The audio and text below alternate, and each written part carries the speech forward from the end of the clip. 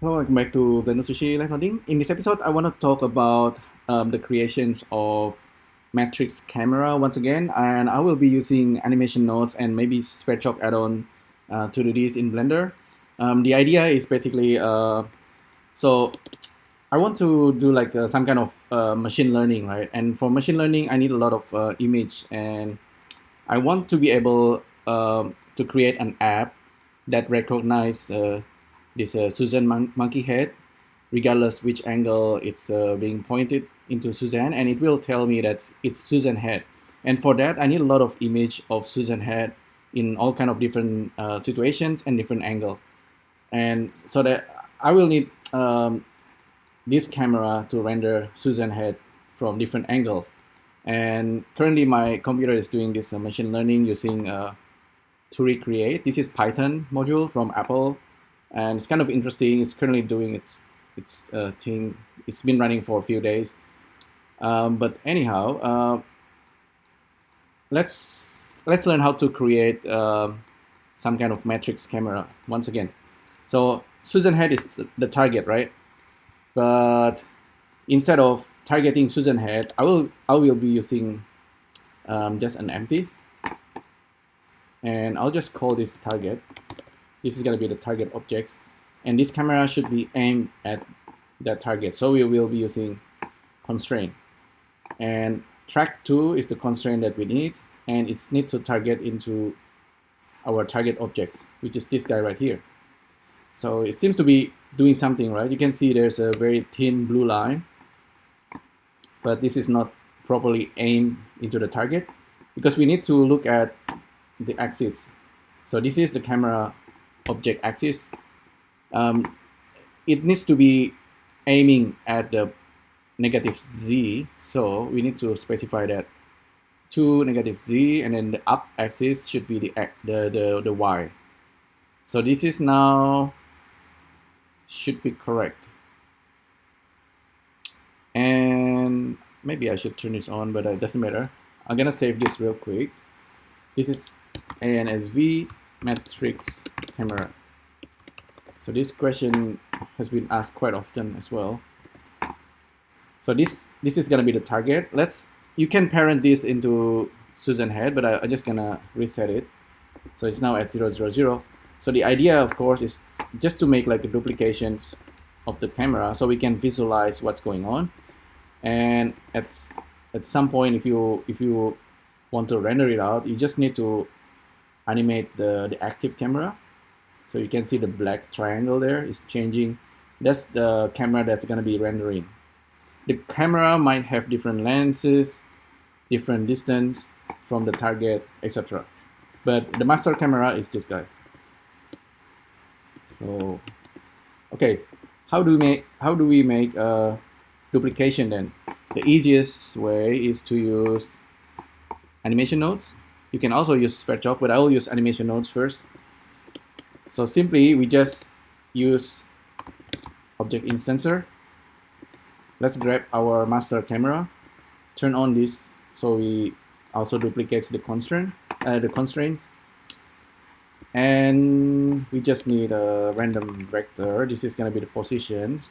Turn on multi, so we have multiple value here being generated, and we have control over the scale and the seed.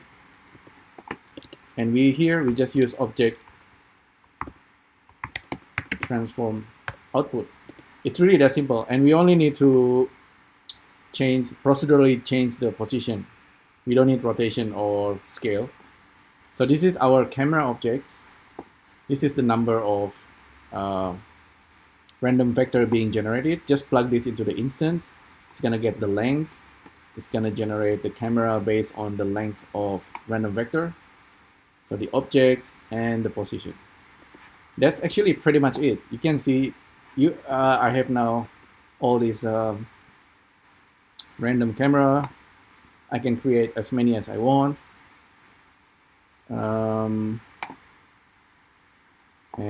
yeah, I think that's pretty much it. And then if you want to do the rendering, remember, so if we go to view, camera, active camera is the one that's going to be doing the rendering.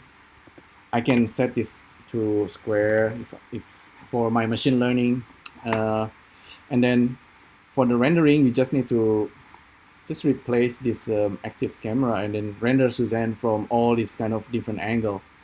And so I have this I will have this kind of a reference for my machine learning, and hundreds or thousands of image of Suzanne, and simply by creating a machine learning model using 2D Create or Apple machine learning model, you can then create an app that simply detects Suzanne head. But you can use any other 3D object, so it can detect things like maybe toilet or different kind of flowers.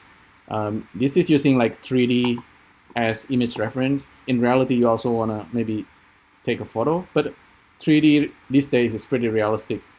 Okay, before going too far, perhaps you also want to, instead of random position, right, maybe you want to have circle. So matrix distribute matrices also doing the same thing. If you want just a circular distribution of the camera, separate matrix. Oops, totally forgot how to do this. Decompose. Okay, so these also kind of produce the result that you might want. So I will hold Control, and then we have Shift, yep, and we have that dots. Plug this translation into that guy, and we have the error. We can reset. See, this one give you circular distribution. So that's also kind of handy. But like I said, I keep mentioning SVerchok because SVerchok is really, really good at generating points. So if I am using SVerchok here to generate points, so let's say I use icosphere, and then here I'm using the mesh viewer, and I simply use the vertices of icosphere and generate it here.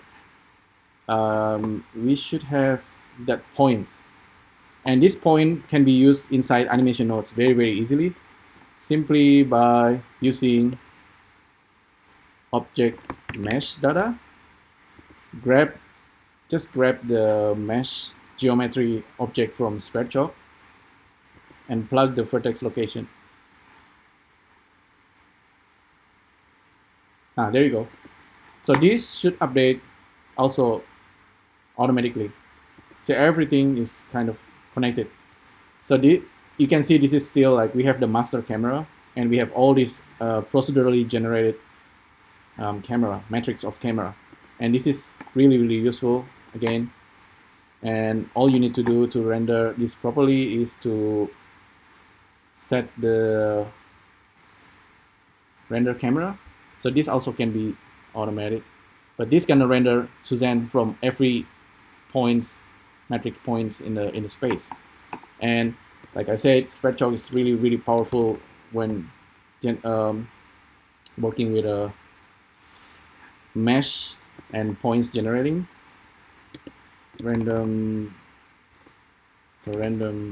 vector here also is kind of, you can easily do that. It's kind of neat. So yeah, this is SVerchok and Animation Nodes add-on working inside Blender to create this kind of a procedural setup for camera metrics. So hopefully, and I will do a rendering of this guy. Hopefully after that, at some point I want to teach you how to use 3D Create machine learning to make an app that can teach you to understand Suzanne head. Okay, thanks again for tuning in, and I'll see you next time. Thank you. Bye.